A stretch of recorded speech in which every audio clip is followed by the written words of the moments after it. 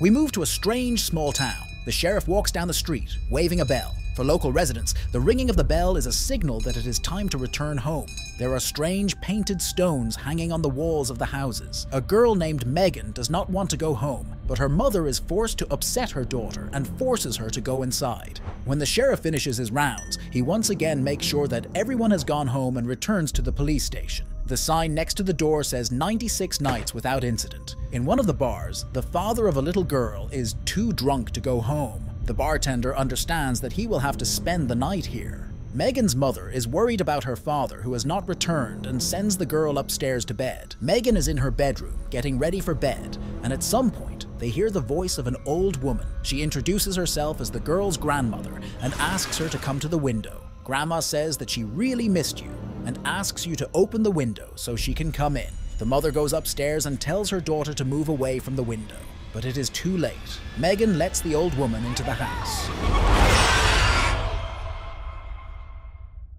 We fast forward to the next day. We are introduced to the Matthews family. They are traveling in a motorhome on vacation. The man who stayed overnight at the bar is named Frank. In the morning, he sees a crowd of people near his house. The sheriff comes out of the house and hits Frank in the face, accusing Frank of not boarding up his window in the house. Sheriff Boyd takes the man into the house and forces him to look at the most terrible picture. Mother and daughter are dead, and their bodies mutilated. Meanwhile, Jim is driving the motorhome, and he is sure that he is going in the right direction, but they come across a fallen tree. Jim decides to change route. Sheriff Boyd comes to the big house. In this house, there live people who do not belong to the rules of the city. He comes to his son and tells him that a terrible incident happened at night, and the fact that everyone is waiting for him at the funeral. But Elias is not particularly happy about his father's visit. During the funeral, Gene and his family come to the city. The reaction of the residents suggests that the arrival of this family is a new problem. The sheriff and his deputy go to Jim and tell them to just drive on,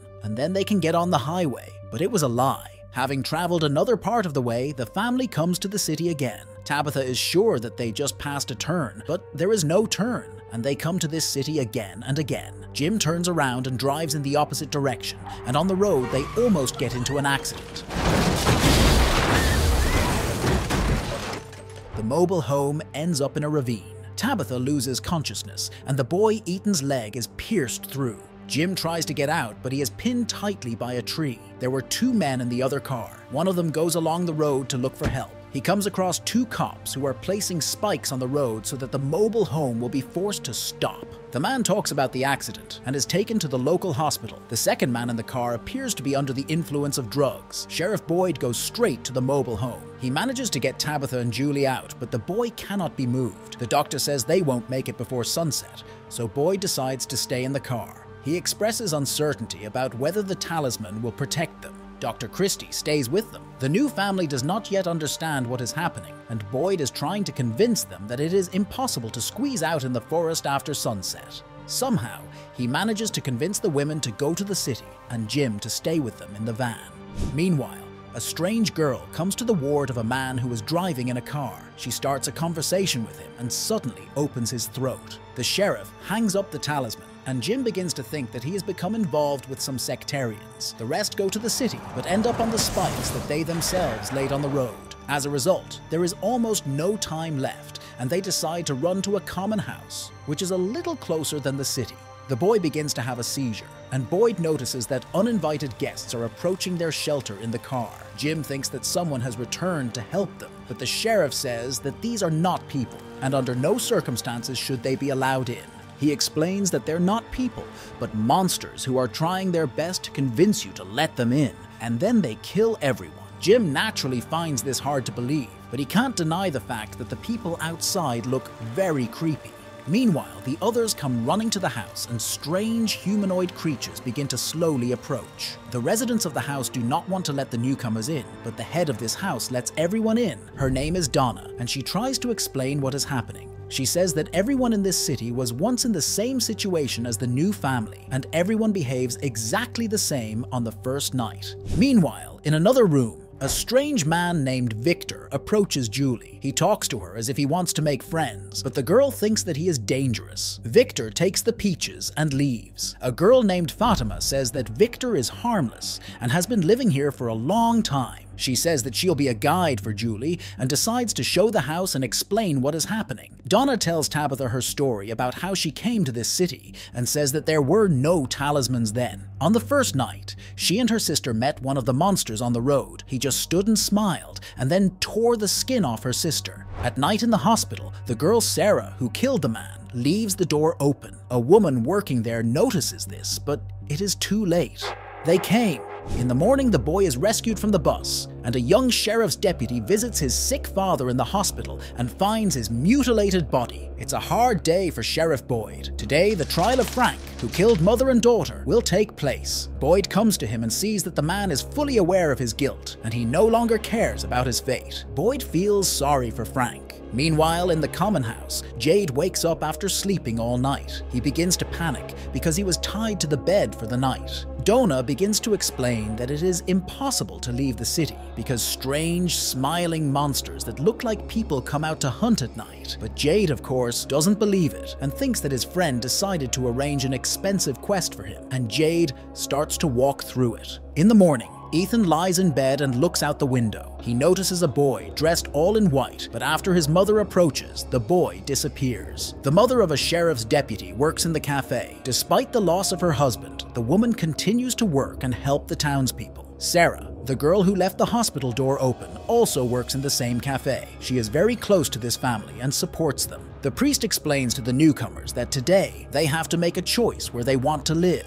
in a shared house or in the city. And so Tabitha and Jim go to see life in the city. In the town, they notice a strange structure. The priest says that they call it a box, and it is the only punishment in the city. Previously, it served as a deterrent, but today will be used for the first time. Its essence is that a person remains there for the night as a defenseless talisman. The priest offers the newly vacated house to the newcomers, but first it will have to be cleaned. Meanwhile, Julie in the common house has already become friends with Fatima and the sheriff's son, Elias. She begins to imbue with the spirit of freedom in their settlement. Ethan notices Victor on the street and wonders what this strange guy is doing. Victor says that he is measuring the distance and comes to the conclusion that the trees are moving. Julia notices that a strange man is talking to her younger brother, and she forbids them to communicate. Jade continues to explore the city and tries to understand why his friend pulled off such a complex prank. He finds some kind of basement and sees the body of a man there. However, he thinks that these are very cool special effects. Boyd comes to the church and says that he cannot put a man in a box, but the priest is not going to dissuade him. But on the contrary, he wants the sentence to be carried out so that such an incident never happens again. At a general meeting, the new family decides to stay in the city, but their daughter decides to live in the common house. Of course, parents don't like this. Jade comes to the meeting and starts talking some nonsense about the quest. Kenny gets tired of listening to this nonsense, and he takes the new guy to show the body of his dead friend so that Jade can finally understand everything. At the meeting, it turns out that Sheriff Boyd gave the talisman to the defendant because he does not want to carry out the death penalty, but Frank himself refuses the opportunity to be saved, and he completely repents of not being able to save his family. As a result, in the evening, everyone gathers at the box, and the man is locked inside, and as soon as the sun sets, creatures begin to approach the box. They begin to hit the walls with all their might, and soon break through them. The next episode begins with a demonstration of how little Victor gets out of the basement and sees a huge number of lifeless bodies. In the present, Victor draws a picture of Julie sleeping and says that he is starting to remember something that he always thought was just a dream. The girl thinks that Victor is just some kind of sick pervert. Boyd goes outside in the morning and sees that the box is completely mangled, and inside is a mutilated body. And while he is cleaning, the family of newcomers goes to a cafe where Sarah serves them and makes a positive impression. After the night, Jade completely accepts that everything he was told is true, and he returns to the basement where he saw the hallucinations. Kenya finds him and asks, what did Jade forget here? Jade says that he saw a body and symbols on the ceiling, but for some reason, Kenya doesn't believe it and chalks it all up to hallucinations. In the cafe, Jim leaves his son alone for a while, and Victor joins him. The man shows a drawing of a boy in white. Victor and Ethan begin to consider each other friends. Jim returns and throws Victor out into the street, threatening to be more rude next time. Fatima and Julia are increasingly establishing contact and becoming friends. Julie enjoys living a free life without parental control. She likes the fact that in the common house, people have learned to find positive moments even in bad situations. While Jim and Tabitha are talking, Victor comes to their house and asks Ethan to come with him. He says that they need to ask the boy in white why he came back, and they go into the forest. Ethan's parents notice their son is missing and run into the forest to search. Victor shows Ethan the magic tree. He throws a stone at it, and this stone comes back falling from the sky. Victor says there is a problem.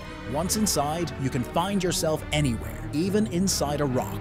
Jim and Tabitha are attacked by a pack of dogs in the forest, and Victor saves them with a pistol shot. Jim is shocked that Victor has a weapon. Victor comes to his room and starts looking for drawings. Seeing the dogs, he remembers the day he came to the city. Little Victor is the only one who survived that day, and the boy in white helped him survive.